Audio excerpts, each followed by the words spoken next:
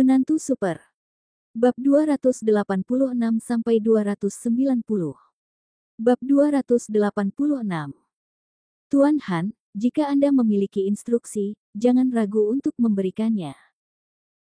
Wen Liang mengubah gelar Han Sanqian dari saudara laki-laki menjadi tuan, yang merupakan rasa hormat yang dia ungkapkan.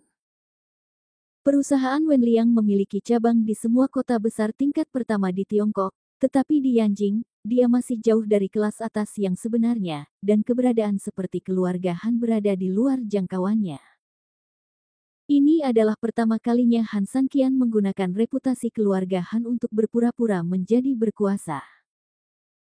Bagaimanapun, dia meminta Si Jing untuk membantu masalah di kota Rong, tapi kali ini berbeda. Dia merasa sangat canggung, tapi kali ini tidak akan berhasil jika dia tidak berpura-pura menjadi kuat. Di Pulau Bedrock, dia bisa menghadapi keluarga Lu sendirian, tapi dengan Su Yingxia di sisinya, dia harus memikirkan solusi yang lebih komprehensif untuk ini. Keluarga Lu, tolong bantu aku mengalahkannya, tapi jangan ungkapkan identitas asliku. Aku tidak ingin terlalu banyak masalah, kata Han Sanqian. Ya, kata Wen Liang. Saya akan menemukan cara untuk berterima kasih atas apa yang terjadi kali ini ketika saya kembali ke Yanjing, lanjut Han Sanqian. Tuan Han, ini hanya usaha kecil, Anda tidak perlu mengingatnya, kata Wen Liang. Han Sanqian tersenyum. Jika dia tidak meminta sesuatu, bagaimana dia bisa mengambil inisiatif untuk membantu? Han Sanqian paling tahu pemikiran pengusaha seperti ini.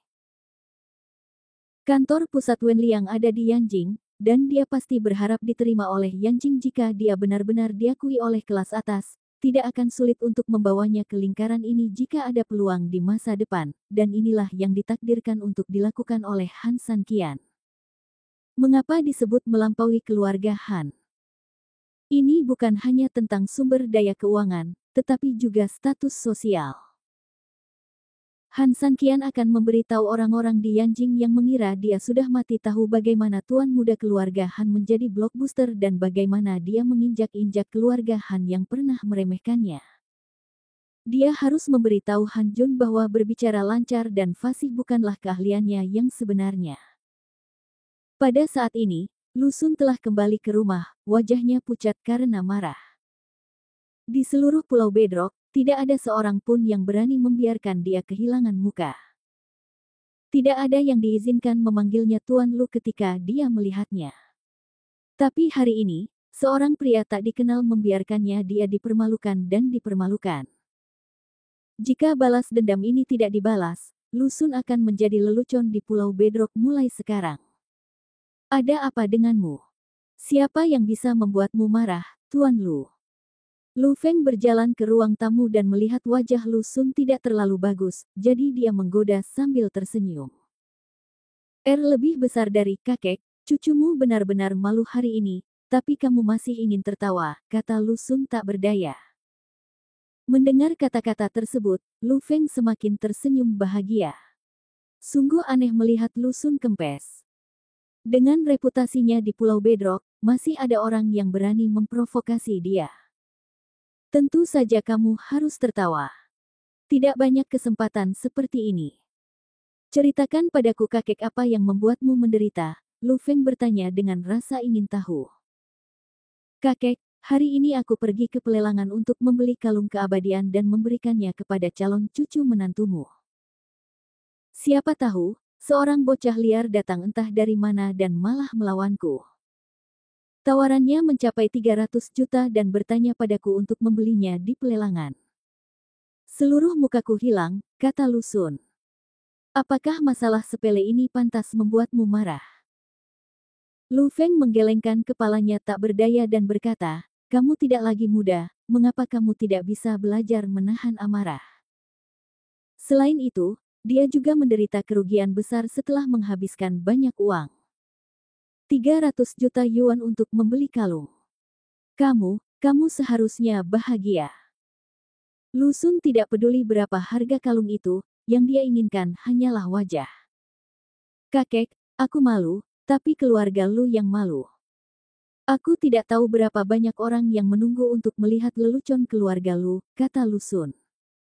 Jangan salahkan keluarga Lu. Bagaimana hal seperti ini bisa ada hubungannya dengan keluarga Lu? Lu Feng tahu bahwa alasan mengapa Lu Sun mengatakan ini dengan sengaja adalah karena dia ingin dia membalas dendam. Tapi untuk hal-hal seperti penawaran, penawar tertinggi menang. Sebagaimana mestinya. Mengapa itu tidak penting? Saya adalah penerus keluarga Lu di masa depan. Jika saya malu, siapa yang akan menganggap saya serius di masa depan? Selain itu, Liu Zhang jelas-jelas menyukai bocah liar itu hari ini dan menggunakan bosnya untuk menekan saya. Menurutku orang itu, Wen Liang, ingin mengalahkan keluarga Lu kita di Pulau Bedrock, kata Lu Sun. Lu Feng mengerutkan kening, Wen Liang juga tiba di Pulau Bedrock. Jika dia maju dalam masalah ini, sifatnya akan berbeda. Meskipun Lu Feng memperingatkan Lu Sun untuk tidak memprovokasi orang-orang dari perusahaan lelang, bukan berarti Lu Feng takut pada Wen Liang, dan posisi keluarga Lu di Pulau Batuan Dasar tidak dapat ditoleransi. Siapa yang melanggarnya jika Wen Liang benar-benar membantu orang lain, dia tidak memberikan muka kepada keluarga Lu, dan makna masalahnya akan menjadi berbeda. Wen Liang juga ada di Pulau Bedrock. Lu Feng bertanya. Saya mendengar apa yang dikatakan Liu Zhang, dan itu pasti benar. Kakek, mengapa kamu takut pada Wen Liang? Lu Sun bertanya dengan bingung. Takut. Lu Feng tersenyum menghina dan berkata, bagaimana aku bisa takut padanya? Aku hanya sependapat dengannya. Tidak ada seorang pun di Pulau Batuan Dasar yang pantas merasa takut pada keluarga Luku. Kakek, bukankah kamu terlalu takut? Beri dia wajah, bukankah dia akan menganggapmu serius? Lu Sun memprovokasi. Lu Feng mengertakkan gigi. Niat awalnya adalah untuk tidak mempedulikan masalah ini, sehingga Lu Sun akan menderita kerugian dan mendapat pelajaran sehingga dia bisa lebih mantap dalam pekerjaannya di masa depan. Tapi sekarang Wen Liang terlibat dalam hal ini, dia tidak bisa mengabaikannya. Pulau Batuan Dasar milik keluarga Lu, bukan Wen Liang. Jika ingin terus berkembang di Pulau Batuan Dasar, ia harus melihat wajah keluarga Lu dan tidak berani melawan keluarga Lu. Serahkan masalah ini pada kakek. Jika Wen Liang benar-benar tidak menganggap serius keluarga Lu kita, aku akan membuat perusahaan lelangnya menghilang di Pulau Bedrock, kata Lu Feng dingin. Mendengar ini, Lu Sun menunjukkan senyuman di wajahnya. Akan lebih mudah jika kakek maju untuk menangani masalah ini. Kakek, kamu harus memberi pelajaran besar pada Wen Liang, beritahu dia siapa master dan siapa yang kedua di Pulau Bedrock, agar orang ini tidak menjadi semakin sombong seiring bertambahnya usia, kata Lu Sun. Oke, kakek tahu. Setelah Han Sanqian kembali ke hotel, Su Yingxia akhirnya menghela nafas lega. Dalam perjalanan pulang, sang induk semang menyebutkan kepadanya orang seperti apa Lu Sun itu. Setelah mengetahui segala macam perilaku buruk Lu Sun, Su Yingxia sangat khawatir. Bagaimanapun, Han Sanqian telah memprovokasi anak yang tidak bermoral ini di pelelangan. Dengan karakter seperti dia pasti akan menemukan cara untuk membalas dendam. Sanqian, kenapa kita tidak kembali ke Yuncheng? Su Yingxia berkata pada Han Sanqian. Foto pernikahannya belum diambil, kenapa kamu terburu-buru? Kata Han Sanqian sambil tersenyum. Bagaimana bisa kamu tidak cemas? Kamu tidak tahu siapa Lu Sun. Aku mendengar bos wanita berkata bahwa dia adalah orang kaya generasi kedua yang sangat tidak bermoral yang telah melakukan banyak hal berbahaya. Jika Anda memperebutkan kalung dengannya, dia pasti akan menemukan cara untuk membalas Anda. Su Yingxia berkata dengan cemas. Han Sanqian memegang tangan Su Yingxia. Perilaku intim tingkat ini sudah lumrah bagi mereka berdua. Dalam pandangan Han Sanqian, ini adalah kemajuan besar dalam hubungan keduanya, tapi tidak aku tahu ketika kita bisa berkembang menjadi suami istri. Tenang saja, selama aku di sini, semua bisa terselesaikan. Apa kamu masih percaya padaku? Han Sanqian berkata. Tentu saja aku percaya, tapi dengarkan aku dan pergi setelah mengambil foto pernikahan. Lu Sun tidak akan membuat keributan apapun. Han Sanqian menyela Su Yingxia. Su Yingxia melihat bahwa Han Sanqian percaya diri dan sepertinya sangat yakin bahwa dia bisa menyelesaikan masalah ini, jadi dia tidak berkata apa-apa lagi. Satu-satunya orang di dunia ini yang bisa memberi Su Yingxia rasa aman adalah Han Sanqian, dan dia percaya 100% pada Han Sanqian. Di ruangan lain, pemilik rumah telah mandi dengan rambut basahnya, yang bahkan lebih menarik dengan tetesan air yang hampir belum kering, dan berjalan pergi dengan dibungkus handuk mandi. Pergi ke Yang Chen samping. Apa yang akan kamu lakukan jika Han Sanqian benar-benar tidak pergi? Sang induk semang menyeka rambutnya dengan handuk dan bertanya pada Yang Chen. Yang Chen belum memutuskan masalah ini, karena jika dia tidak pergi, dialah yang akan pergi. Sangat mungkin ini akan membawa bencana ke kolam ikan, tetapi jika Anda pergi, Anda mungkin melewatkan pertunjukan yang bagus. Apakah menurut Anda Han Sanqian bisa tertawa terakhir? Yang Chen bertanya.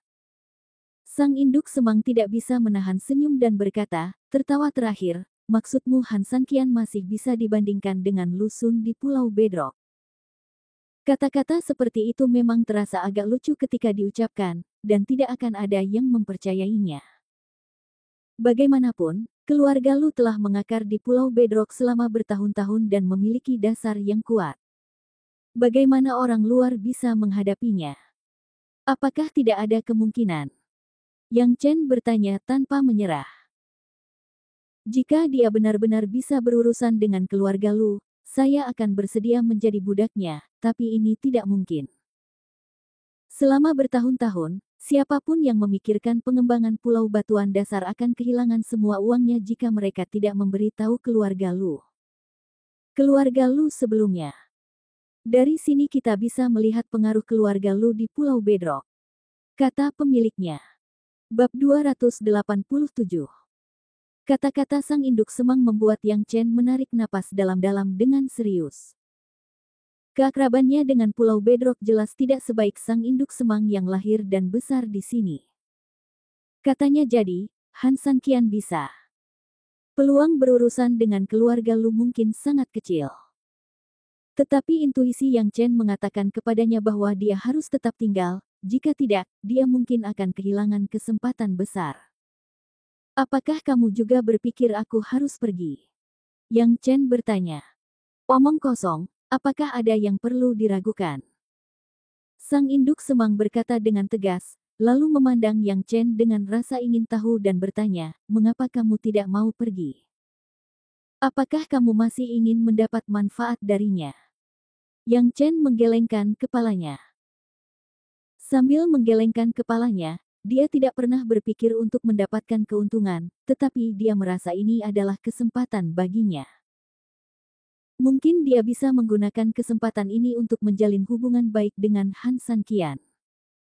Jika dia bisa menjadi bawahan Han Sanqian di masa depan dan membantunya dalam berbagai hal, mungkin kehidupan seperti ini sekilas bisa berubah secara dramatis. Apakah menurutmu aku sangat menyukai fotografi? Ini hanya dipaksakan oleh kehidupan. Jika ada pilihan yang lebih baik, mengapa tidak? Kata Yang Chen. Kalau begitu pilihanmu terlalu bodoh. Kamu bertaruh pada seseorang yang ditakdirkan untuk kalah, kata sang induk semang sambil menggelengkan kepalanya. Ditakdirkan untuk kalah. Alasan Yang Chen memiliki secercah harapan pada Han Sanqian adalah karena apa yang terjadi di lapangan rakyat Yuncheng. Saat itu, semua orang di kota mengira Han Sanqian akan berlutut di hadapan Jiang Fu. Apakah ini dianggap takdir? Namun hasil akhirnya membuat semua orang tercengang, siapa sangka bukan Han Sanqian yang berlutut, melainkan Jiang Fu. Justru karena adanya serangan balik yang kontras inilah Yang Chen ragu-ragu. Kalau tidak, dia pasti sudah meninggalkan Pulau Bedrock sejak lama. Orang-orang di Yuncheng juga berpikir demikian, tetapi hasilnya di luar dugaan semua orang, kata Yang Chen. Melihat Yang Chen begitu keras kepala, sang induk semang memikirkan cara untuknya dan berkata, jika Han San Qian begitu kuat, Jiang Fu yang kamu bicarakan tidak akan berakhir dengan baik. Mengapa kamu tidak menelepon kembali ke Yuncheng? Tanya, bagaimana situasi di Yuncheng sekarang? Kalimat ini membuat Yang Chen tercerahkan. Ini memang cara untuk memverifikasi kekuatan Han San Qian. Meskipun Yuncheng dan Pulau Bedrock tidak dapat membicarakannya pada saat yang sama, mereka setidaknya sengaja melihatnya ke samping. Ini membuktikan betapa cakapnya Han San Qian. Yang Chen mengeluarkan ponselnya dan menghubungi nomor temannya. Si tua, apakah ada hal istimewa yang terjadi di Yuncheng sekarang? Yang Chen bertanya setelah panggilan tersambung. Setelah beberapa saat, ekspresi Yang Chen menjadi sangat terkejut. Dia duduk di tempat tidur, merasa seperti tersesat. Melihat ini, istri bos berhenti menyeka rambutnya. Tidak, apakah kamu mengatakan yang sebenarnya? Terjadi keributan besar. Baiklah, aku mengerti, terima kasih. Setelah menutup telepon, mata Yang Chen dipenuhi dengan rasa tidak percaya yang kuat. Melihat dia masih diam, pemilik rumah bertanya dengan tidak sabar, apa yang terjadi? Kamu harus memberitahuku. Sekarang Yuncheng sedang bagaimana situasinya? Yang Chen menarik napas dan berkata, perusahaan Jiang Fu dan gengnya semuanya bangkrut. Struktur bisnis Yuncheng telah terbalik. Sekarang perusahaan keluarga Su telah menjadi perusahaan terbesar di bawah keluarga Tianjia di Yuncheng. Meskipun bos wanita tidak mengetahui situasi di Yuncheng, dia mengetahui dari Yang Chen tentang pengaruh Guo Jiangfu dan orang lain di Yuncheng. Semua orang ini bangkrut. Ini akan dilakukan oleh Han San Qian. Mata indah sang induk semang membelalak dan dia merasakan jantungnya bergetar.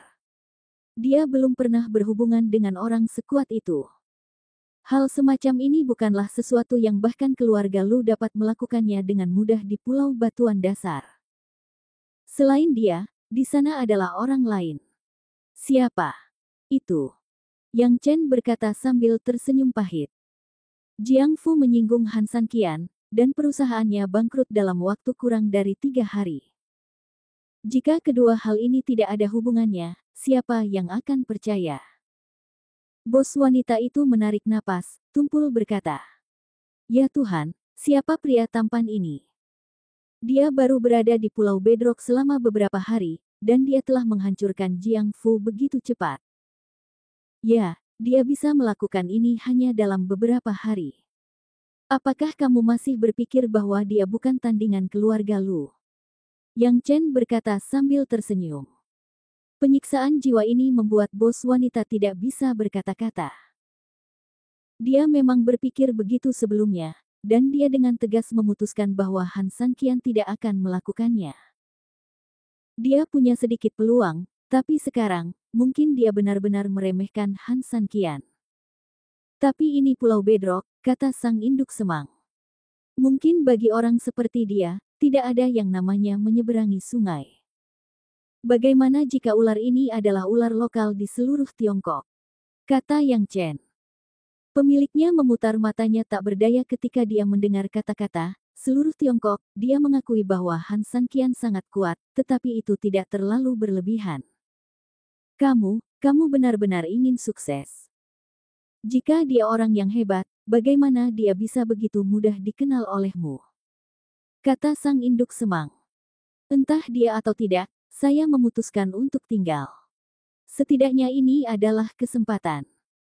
Saya tidak ingin menjalani kehidupan di mana saya bisa melihat masa depan setiap hari ketika saya membuka mata, kata Yang Chen. Mentalitas Yang Chen merupakan fenomena yang lumrah di masyarakat, dan juga merupakan kehidupan yang dijalani kebanyakan orang. Melihat sekilas masa depan, hidup itu tenang, hidup yang membosankan tanpa naik turun, tidak nyaman, namun tenang terlalu membosankan. Jika kamu ingin tinggal, aku tidak akan menghentikanmu. Dengan cara ini aku bisa tinggal bersamamu lebih lama lagi. Sang induk semang tersenyum dan memeluk leher Yang Chen. Ruangan ini penuh pesona, namun di ruangan lain tampak agak sepi. Han Sanqian dan Su Yingxia sedang berbaring di tempat tidur, seolah-olah ada sungai Chu dan batas Han di antara mereka, dan mereka tidak saling melanggar. Bagi Han Sanqian, hubungan pasangan itu seolah dipisahkan oleh gunung. Tetapi kepada Su Yingxia Said, tetapi hanya selapis tabir yang memisahkan mereka. Setiap kali malam tiba, Su Yingxia akan merasa kesal dan marah. Dia tidak mengerti mengapa pria dewasa tidak bisa melakukan sesuatu yang seharusnya dilakukan pria normal.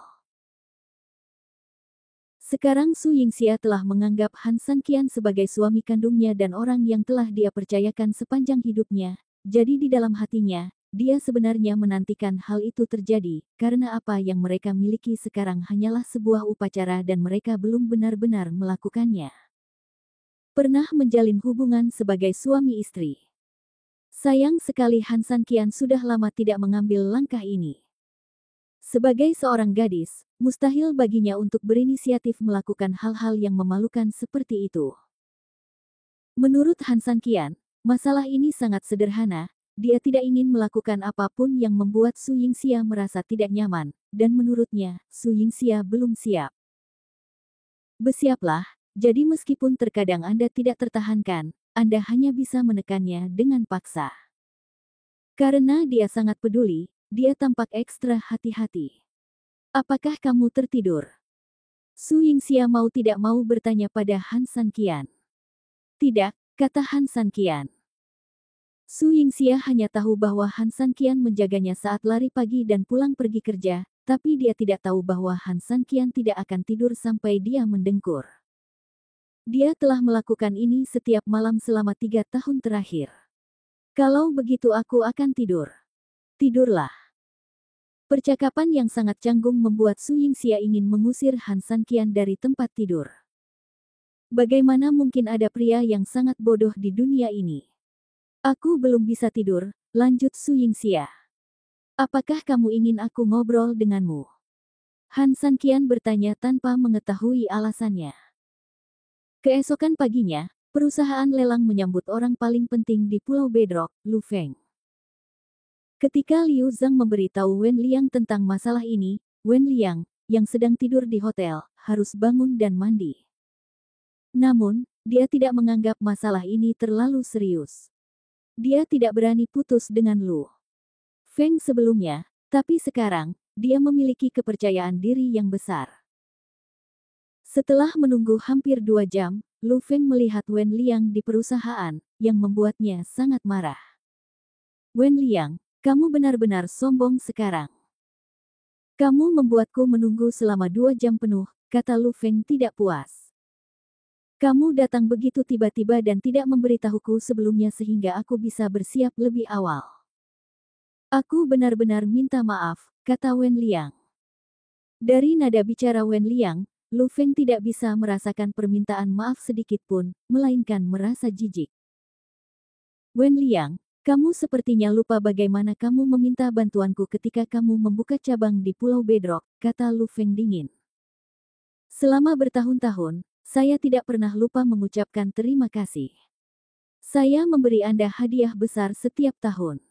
Apakah ada kesalahan yang saya lakukan? Tanya Wen Liang. Lu Feng mendengus dingin dan berkata, cucuku merasa malu pada pelelangan itu. Kamu harus memberiku penjelasan tentang ini. Bab 288. Tuan Lu, dia gagal menawar dengan sukses. Anda datang kepada saya untuk meminta penjelasan. Ini agak terlalu mengganggu. Apakah Anda masih tidak tahu aturan rumah lelang? Siapa yang menawar paling tinggi dan siapa Anda bisa mendapatkannya? Ini masalah biasa, apalagi yang ingin Anda jelaskan. Kata Wen Liang dengan tidak senang. Jika kamu tidak membantu anak laki-laki tak dikenal itu, apakah cucuku tidak akan bisa menawar? Lu Feng berkata dengan dingin. Wen Liang menggelengkan kepalanya tak berdaya dan berkata, dia membayar 300 juta dengan uang sungguhan. Bagaimana saya bisa membantunya? Apakah menurut Anda saya membayarnya sendiri? Saya menghabiskan 300 juta untuk membeli barang-barang yang saya lelang sendiri. Tuan Lu, apakah hal semacam ini masuk akal bagiku? Wen Liang, jangan berpikir bahwa aku tidak tahu apa yang ingin kamu lakukan. Sekarang kamu memiliki sayap yang kuat, kamu ingin bersaing dengan keluarga Luku, bukan? Perusahaanmu adalah aku, keluarga Lu, telah mendukungmu, tetapi aku, Lu Feng, ingin kamu runtuh, apa yang dapat kamu lakukan? Kata Lu Feng. Lu Feng, dengarkan kata-kata baikku. Masalah ini sudah selesai. Ini adalah hal yang baik untuk keluarga Lu. Jika kamu bersikeras untuk serius, akan terlambat untuk menyesalinya nanti, kata Wen Liang. Kata-kata ini membuat Lu Feng gemetar karena marah.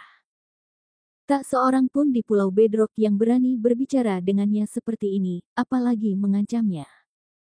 Wen Liang, mari kita tunggu dan lihat.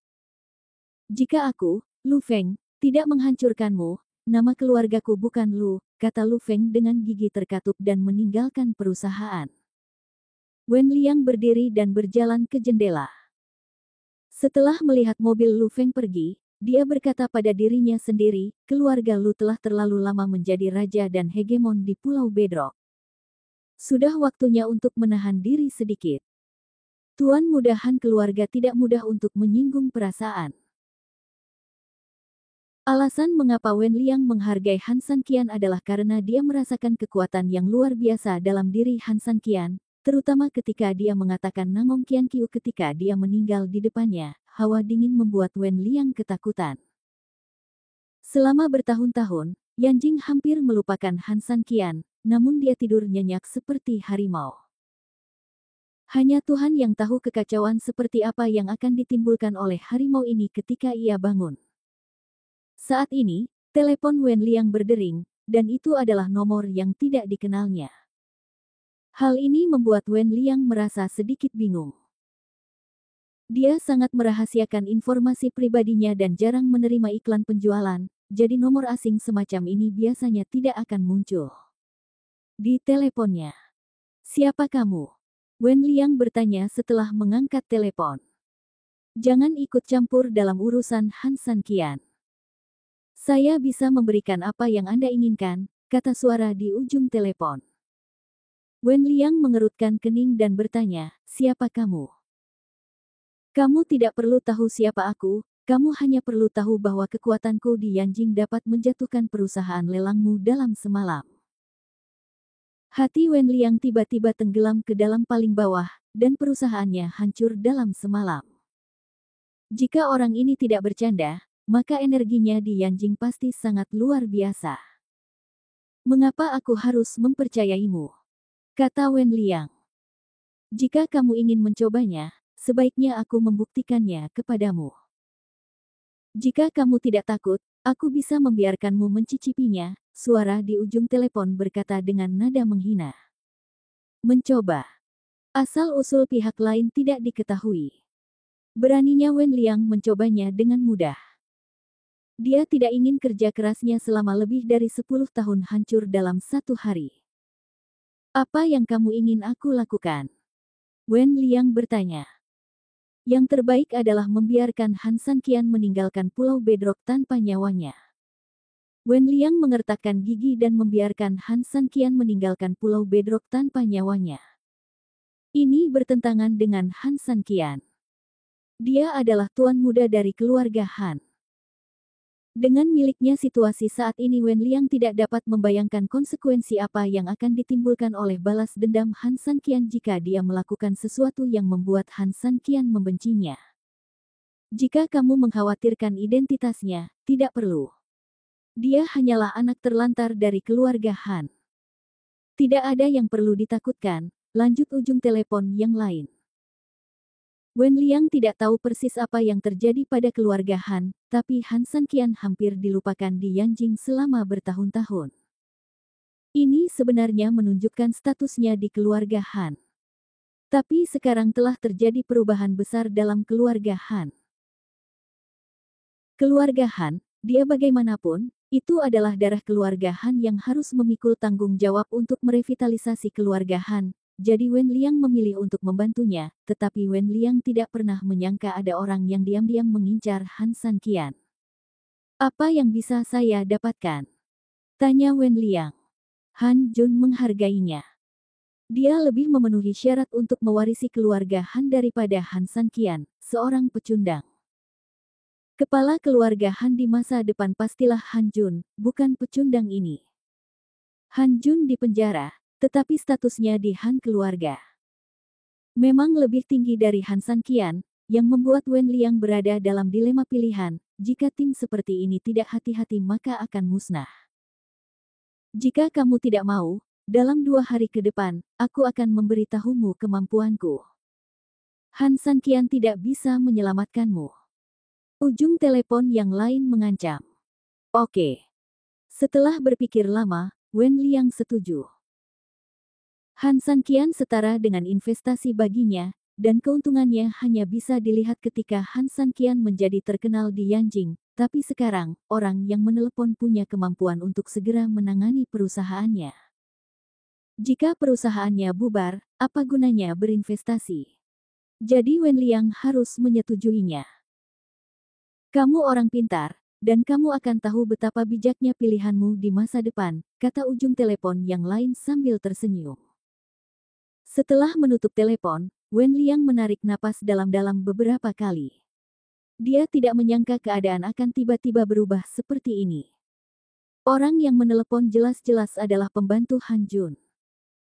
Dia membantu Han Jun menangani Han San Qian, yaitu dia membantu Han Jun menangani Han San Qian. Han Jun menjadi lebih tegas sebagai calon kepala keluarga Han.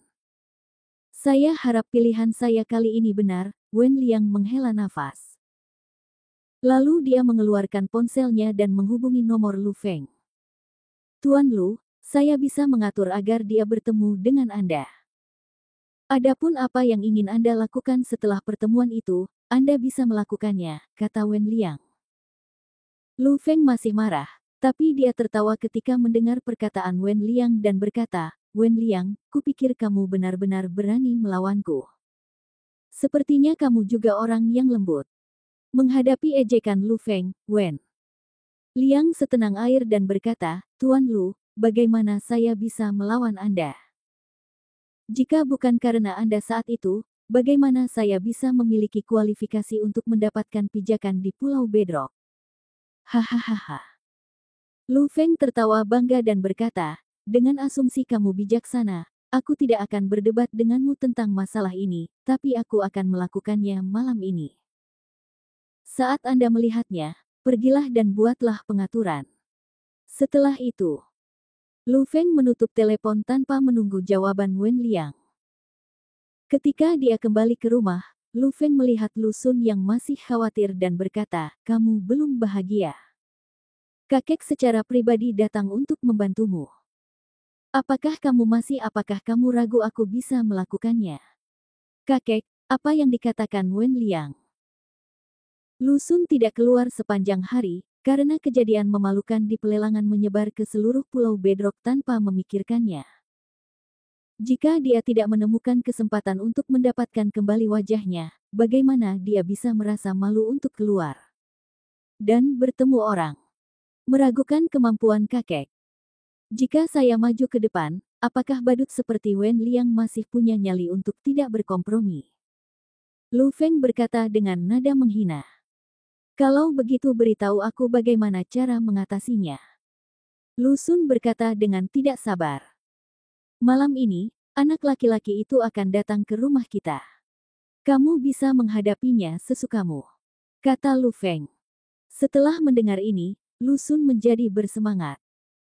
Dengan dukungan kakeknya, dia bisa membalas dendam dengan tidak hati-hati, dan semua orang di Pulau Bedrock harus tahu konsekuensi menyinggung perasaannya. Kakek, apakah kamu mau lihat berita utama misalnya, seorang lelaki telanjang diikatkan pada batu Wangfu? Lu Sun berkata sambil tersenyum. Yang disebut batu Wangfu adalah tempat pemandangan terkenal di Pulau Batuan Dasar. Sebuah batu besar di tepi pantai secara alami berbentuk seperti wanita hidup yang sedang memandangi laut, sehingga dinamakan batu Wangfu. Ini dia tempat di mana setiap turis berfoto sebagai kenang-kenangan. Kamu boleh melakukan apapun yang kamu mau, asalkan kamu tidak membunuh siapapun. Inilah intisari Lu Feng. Jika kamu tidak mati, kamu dapat melakukan apapun yang kamu inginkan dengan Lu Xun. Bagaimanapun, ini adalah satu-satunya cucunya. Dia telah kehilangan muka, bagaimana mungkin dia tidak mendapatkan kembali wajahnya? Lu Xun tertawa sayangnya. Tidak hanya Han San Qian, tapi kecantikan luar biasa Su Yingxia juga akan jatuh ke tangannya. Baginya, jika uang tidak bisa mendapatkan seorang wanita, dia harus menggunakan kekerasan. Pokoknya, kakeknya akan menghapus pantatnya. Han San Qian. Kami masih berfoto pernikahan dengan Su Yingxia hingga saat ini. Su Yingxia yang mengenakan gaun pengantin sepertinya sudah menjadi daya tarik wisata. Orang-orang yang datang dan pergi, terutama laki-laki, tanpa sadar akan melirik Su Yingxia. Mungkin mereka juga berharap bisa memilikinya. Pengantin yang seperti itu. Bar. Bab 289. Tuan Han, saya telah membuat janji dengan keluarga Lu untuk Anda. Apakah Anda ada waktu luang malam ini?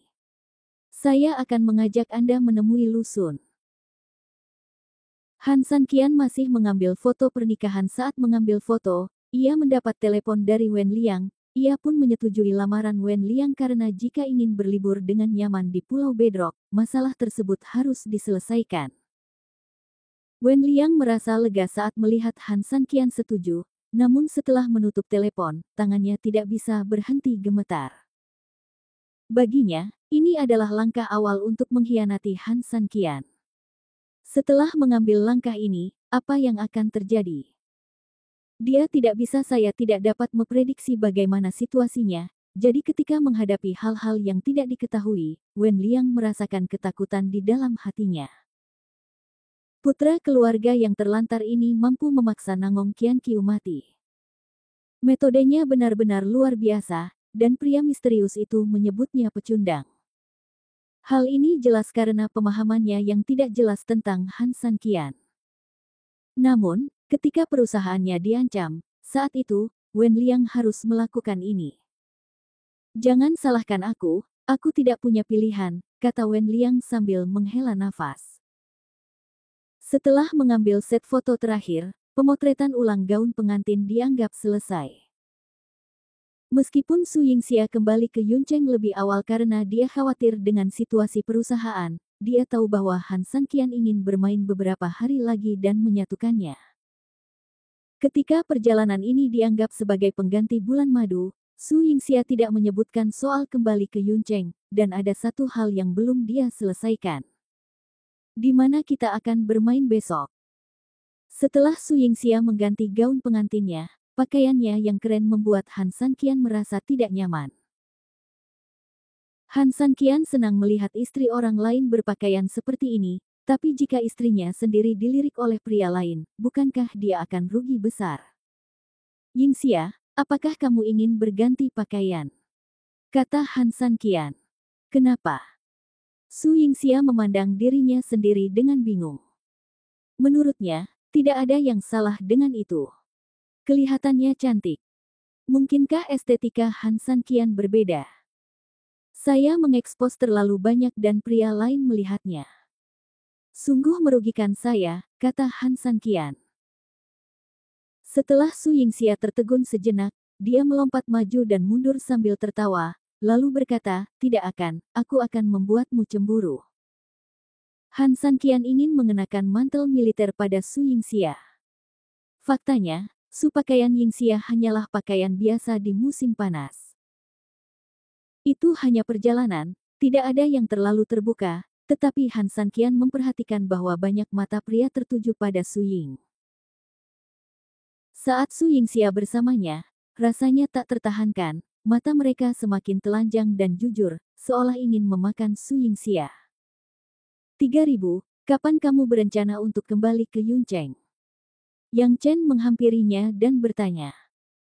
Setelah kontak beberapa hari ini, hubungan di antara mereka juga baik, sehingga kerangka acuan menjadi lebih dekat. Bermainlah selama 2 hari lagi.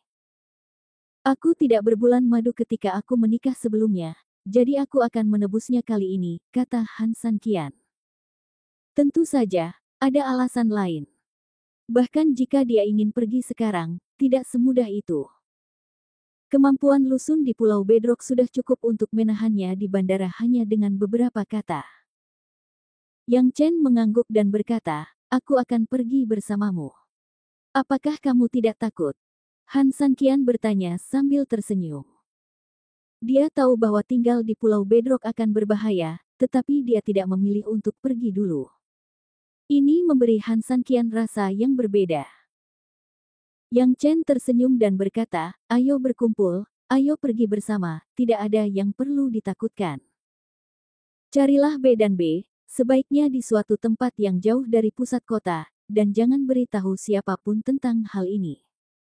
Han Sanqian dikatakan. Yang Chen memandang Han Sanqian dengan bingung. "Lakukan saja apa yang aku katakan." Sebelum Yang Chen sempat bertanya, Han Sanqian melanjutkan. "Baiklah, aku akan segera mencarinya," kata Yang Chen. Su Yingxia memandang Han Sanqian dengan bingung dan bertanya, "Bukankah kita mendapatkan pengalaman menginap yang menyenangkan di hotel? Mengapa kita harus pergi ke B dan B?" "Karena B dan B itu lebih terasa seperti di rumah sendiri," kata Han Sanqian sambil tersenyum.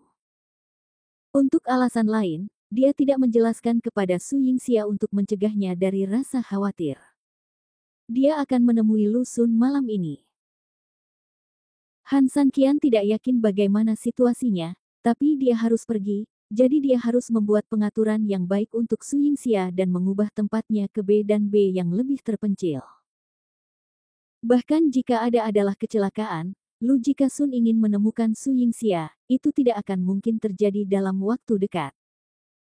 Setelah mendengarkan kata-kata Han Sanqian, Su Yingxia tergerak dan berkata, "Kamu sudah lama menganggapku sebagai anggota keluarga, tapi aku selalu mengabaikanmu. Kamu tidak menyalahkanku." "Tentu saja tidak." Han Sanqian menggelengkan kepalanya tanpa ragu-ragu dan berkata, "Pernikahanku telah membuatmu begitu kesakitan. Kamu tidak mengatakan sepatah kata pun untuk menyuruhku keluar. Aku sudah sangat berterima kasih." Meskipun ini yang dia katakan. Kata bahwa Su Yingxia masih merasa sangat kasihan pada Han Sanqian di dalam hatinya, terutama ketika Jiang Lan memperlakukan Han Sanqian di masa lalu, dia seperti ibu mertua yang jahat. Bahkan Su Yingxia sendiri terkadang tidak tahan dengan penghinaan. "Tidak mudah untuk mencapai posisi kita saat ini," Su Yingxia menghela nafas. Han Sanqian mengangguk setuju. Sudah lebih dari 3 tahun, dan ini memang tidak mudah. Sayangnya, ini belum saatnya semua kesulitan akhirnya berakhir. Jika Han Tianyang tidak terlibat, Han Sanqian pasti ada di sana. Setelah dia memiliki kemampuan untuk menggantikan keluarga Han, dia mungkin menikmati hidup bersama Su Yingxia, tetapi sekarang, hidupnya jelas tidak sesederhana itu. Han Sanqian harus mencoba yang terbaik untuk memastikan apakah kakek masih hidup, bahkan jika dia masuk jauh ke dalam penjara inti bumi, dia akan mengetahuinya. Angin laut, ombak, keduanya berjalan tanpa alas kaki di pantai yang basah. Ombak menerjang dari waktu ke waktu, air menutupi punggung kaki, dan kemudian air pasang surut. Perasaan nyaman ini membuat Han Sanqian merasa sangat nyaman, tetapi dia ingin melakukannya hidup selamanya. Untuk menjaga kenyamanan ini, dia harus cukup kuat, apalagi keluarga Han mungkin memiliki musuh secara diam-diam, sehingga dia tidak bisa mengendurkan kewaspadaan dan pertumbuhannya sejenak. "Bisakah kamu menggendongku?" Su Yingxia bertanya pada Han Sanqian. Han Sanqian segera berlutut di depan Su Yingxia dan berkata, "Tentu saja." Su Yingxia melompat ke punggung Han Sanqian dengan senyum di wajahnya, tangannya melingkari leher Han Sanqian dengan erat, dan dia menepuk kepalanya dengan wajah bahagia. "Bahu. Ketika kita menjadi tua di masa depan, haruskah kita mencari tempat dengan lingkungan yang begitu indah untuk pensiun?" Su Yingxia bertanya. "Selama kamu bahagia tentu tidak ada masalah, aku bisa membangunkanmu surga bagaimanapun caranya," kata Han Sanqian. Senyum bahagia di bibir Su Yingxia semakin tebal. Meskipun masa depan masih jauh, dia tahu bahwa janji Han San Qian padanya akan dipenuhi, karena dia tidak pernah mengingkari janjinya. Kami pasti akan memiliki banyak cucu di masa depan. Wajah Su Yingxia sangat merah hingga hampir meneteskan air. Jika Han San Qian tidak memahami kata-kata ini, dia benar-benar tidak punya pilihan. Han San Qian tiba-tiba terlihat kesakitan di wajahnya. Dia mengangkat kakinya dan melihat luka panjang di tumitnya oleh cangkang, yang mengeluarkan darah tanpa henti. Su Yingxia tidak bisa melihat kondisi kaki Han San Qian dan bertanya dengan bingung. Sepertinya kaki itu menginjak sesuatu dan tergores, kata Han San Qian. Su Yingxia berkata dengan gugup, cepat turunkan aku dan biarkan aku melihatnya. Berlutut di depan Han San Qian, Su Yingxia hampir menangis ketika dia melihat darah mengalir tanpa henti, dan berkata, ayo pergi ke rumah sakit. Rasa sakit kecil ini tidak berarti apa-apa bagi Han San Qian. Setelah dia merasakan kekhawatiran Su Yingxia, dia benar-benar menikmati perasaan itu sedikit. Tampaknya merupakan hal yang sangat berharga untuk menukar darah dengan perhatian Su Yingxia. Bukan cedera, jadi tidak perlu ke rumah sakit, kata Han San Qian. Tidak, bagaimana jika kamu terinfeksi? Aku akan pergi segera setelah aku bilang. Su Yingxia mendukung Han San Qian dan berkata dengan tegas. Jarang sekali Su Yingxia sekuat itu, jadi tentu saja Han San Qian harus menyerah. Keduanya meninggalkan pantai, memanggil mobil, dan dilarikan ke rumah sakit. Untuk mendaftar. Dokter, setelah beberapa langkah, lukanya sudah berhenti mengeluarkan darah. Dokter hanya melakukan desinfeksi sederhana. Lukanya tidak dalam, dan mungkin akan sembuh nanti. Ketika meninggalkan rumah sakit, Yang Chen menelepon dan mengatakan bahwa lokasi B dan B telah ditutup. Setelah menemukannya, mereka mengirimkan lokasinya kepada Han San Qian, lalu keduanya naik taksi dan menuju ke B dan B. Ada yang harus kulakukan malam ini, jadi aku mungkin pulang terlambat.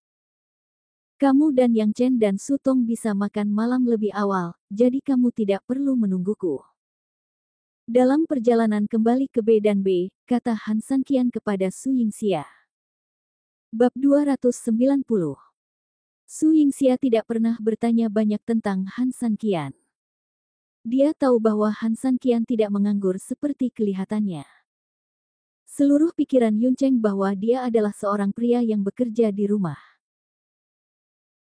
Dia adalah pecundang yang memasak dan mencuci pakaian, tetapi dari fakta bahwa Su Yingxia mengenal Mo Yang dan orang-orang itu melalui Han San Qian, kita dapat menebak bahwa dia sebenarnya melakukan banyak hal yang tidak diketahui. Kalau tidak, bagaimana orang-orang besar itu bisa punya hubungan baik dengan Han San Qian? Ketika kami datang ke B dan B, lokasinya jauh dari pusat kota, lingkungannya indah, dan lebih sedikit orang yang datang dan pergi. Itu adalah tempat yang bagus. Yang Chen mungkin punya beberapa tebakan tentang pengaturan Han San Qian, dia mungkin khawatir akan terjadi sesuatu, jadi dia meminta Su Yingxia untuk pindah ke tempat tinggal yang aman. Ikuti aku, kata Han San Qian pada Yang Chen. Setelah mereka berdua keluar dari gedung kecil asing, Yang Chen bertanya, apakah Anda khawatir Lu Sun akan menjadi ancaman bagi Su Yingxia ketika Anda mengizinkan kami tinggal di sini? Han San Qian mengangguk. Tidak masalah jika. Yang Chen tahu tentang masalah ini, dan berkata, saya akan menemui Lu Sun malam ini, saya tidak tahu apakah akan ada kecelakaan. Yang Chen sangat ingin menonton pertunjukan yang bagus dan lihat apakah Han San Qian bisa mengatasinya. Lu Sun, tapi saat ini, dia lebih peduli pada keselamatan Han San Qian. Apakah dia bisa menangani Lu Sun di Pulau Bedrock sebenarnya tidak penting.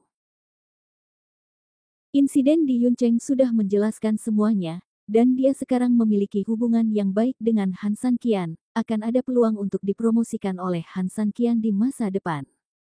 Mengapa kamu tidak pergi saja? Yang Chen bertanya dengan bingung. Kamu juga tahu kemampuan Lu Sun di Pulau Bedrock. Apa menurutmu aku bisa naik pesawat? kata Han San Qian. Kata-kata ini membuat ekspresi Yang Chen menjadi sangat serius. Dia hanya memikirkan mengapa Han San Qian tidak pergi, tetapi dia tidak memikirkan apakah dia bisa pergi. Lu Sun merasa malu di depan umum. Baginya, tuan muda keluarga Lu, jika dia tidak mendapatkan kembali wajahnya, kejadian ini akan menjadi lelucon yang akan menemaninya sepanjang hidupnya. Bagaimana dia bisa membiarkan Han San Qian pergi begitu saja? Dengan kemampuan Lu Sun, memang tidak sulit menahanmu di bandara, kata Yang Chen. Bantu aku menjaga Yingxia dengan baik. Karena kamu memilih untuk tinggal di sini, kurasa apa yang kamu pikirkan. Setelah kembali ke Yuncheng, aku akan memberimu ruang pengembangan yang lebih baik, kata Han San Qian. Yang Chen sedang menunggu kesempatan, tetapi dia tidak pernah menyangka Han San Qian akan mengambil inisiatif untuk menyebutkan masalah ini dan berkata dengan penuh semangat, jangan khawatir, aku akan merawatnya dengan baik. Jika kamu bisa memasak, sebaiknya kamu pergi ke dapur sendiri. Jangan biarkan Yingxia memasak, jika tidak maka akan menjadi bencana besar. Han San Qian berkata dengan ramah. Dia mengingatkan bahwa ini bukan menjelek-jelekkan Su Yingxia, tetapi hanya menyatakan fakta. Bagaimanapun, dia secara pribadi telah melihat Su Yingxia memulai perang dunia di dapur. Setelah meninggalkan B dan B, Han San Qian naik taksi kembali ke hotel, lalu menelepon Wen Liang untuk memastikan waktu bertemu Lu Sun. Sore harinya, mobil Wen Liang berhenti di depan hotel. Ketika Han San Qian masuk ke dalam mobil, ia dapat dengan jelas merasakan tubuh tegang Wen Liang, yang membuat matanya berangsur-angsur dipenuhi dengan niat membunuh. Wen Liang, apakah kamu yang mengatur masalah ini? Han San Qian bertanya. Jantung Wen Liang berdetak kencang dan dia berkata, ini aku. Itu bagus. Aku percaya padamu. Karena kamu yang mengaturnya, pasti tidak akan ada masalah, kata Han San Qian. Saat Wen Liang menghela nafas lega, dia mendengar Han San Qian melanjutkan, memaafkan orang bukanlah hal yang sederhana. Saya belum mempelajarinya. Apakah Anda punya tip? Hati Wen Liang tiba-tiba menjadi tegang. Wajah Wen Liang itu juga menjadi sangat jelek. Dia melakukan ini sebagai upaya terakhir, jadi dia merasa sangat bersalah saat menghadapi Han San Qian. Saya juga tidak yakin mengenai hal ini, kata Wen Liang. Han San Qian tersenyum dan berhenti bicara. Saat mobil berhenti di depan sebuah villa mewah, Han San Qian turun lebih dulu dari mobil. Melihat Han San Qian, Wen Liang merasa sepertinya dia mengetahui sesuatu, tetapi mengapa dia datang lagi setelah mengetahuinya? Bukankah dia tidak takut sama sekali?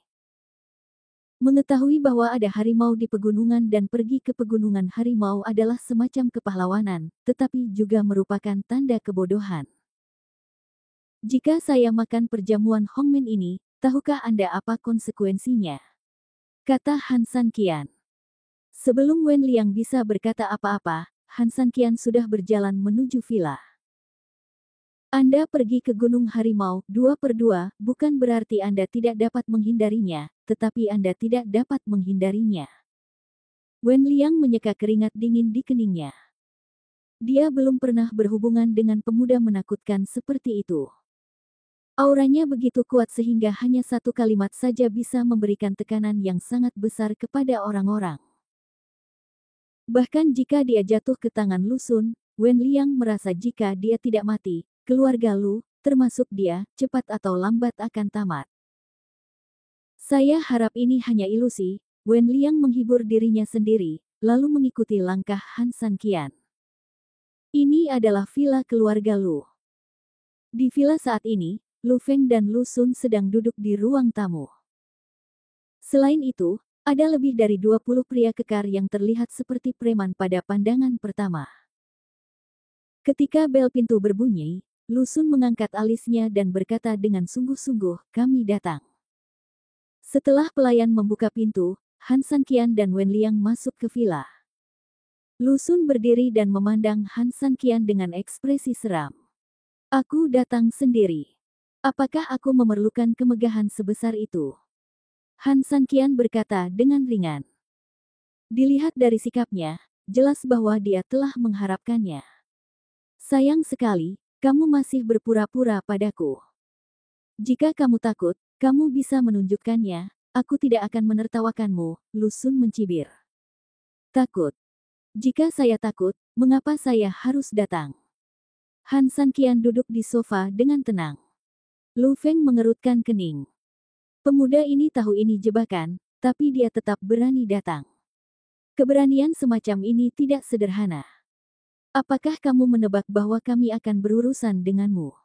Lu Feng bertanya. Han Sanqian melirik Wen Liang dan berkata, ya, hanya saja saya ingin tahu tentang kondisi seperti apa yang Anda tawarkan untuk membuatnya mengkhianati saya. Hah, syaratnya. Kamu terlalu meremehkan keluarga Lu kami. Perusahaan Wen Liang ingin berkembang di Pulau Batuan Dasar. Tanpa persetujuan keluarga Lu saya, dia tidak dapat membuat kemajuan apapun. Dalam hal ini, bagaimana dia berani membantu Anda? Lu Feng mengejek. Sekalipun Wen Liang ada di sisinya, ekspresi bahasanya tidak menunjukkan wajah apapun pada Wen Liang, karena menurutnya, Wen Liang harus berkompromi karena intimidasi keluarga Lu. Bagaimana dia tahu bahwa Wen Liang punya diterima di mana nomor teleponnya? Kamu terlalu memikirkan dirimu sendiri, Wen Liang, kenapa kamu tidak membicarakannya sendiri saja, semuanya sudah hilang. Pada titik ini, apakah ada hal lain yang perlu disembunyikan? Han Sanqian berkata kepada Wen Liang. Wen Liang tidak berani menatap langsung ke mata dingin Han Sanqian. Dia menatap Lu Feng dan berkata, saya menerima telepon dari Yan Jing, tapi saya tidak tahu siapa dia. Yan Jing. Mungkinkah lelaki tua Shen Weng itu menjangkau Pulau Bedrock? Hal ini membuat Han Sanqian sedikit tidak terduga, tetapi kecuali dia, tidak ada yang bisa mengancam Wen Liang untuk mengkhianatinya. Jadi, bukankah kamu memberiku wajah keluarga Lu? Lu Feng berkata dengan dingin. Menghadapi Lu Feng, Wen Liang tidak takut sama sekali. Pasar di Pulau Batuan Dasar sudah tidak dapat dia gunakan lagi, dan tidak ada gunanya takut pada Lu Feng. Itu benar, aku tidak takut dari keluarga Lu. Karena dia lebih pantas ditakuti, di matanya, keluarga Lu mungkin hanyalah badut. Kata Wen Liang. Kalimat ini membuat Lu Feng berdiri dengan marah.